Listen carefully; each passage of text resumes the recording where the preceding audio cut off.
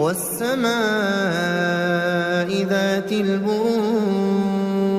واليوم الموعود وشاهد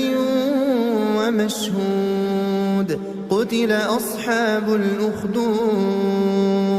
النار ذات الوقود إذ هم عليها قعود وهم على ما يفعلون بالمؤمنين شهود وما نقموا منهم إلا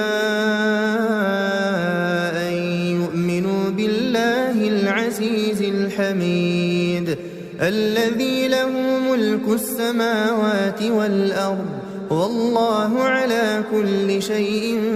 شهيد إن الذين فتنوا المؤمنين والمؤمنات ثم لم يتوبوا فلهم عذاب جهنم ولهم عذاب الحريق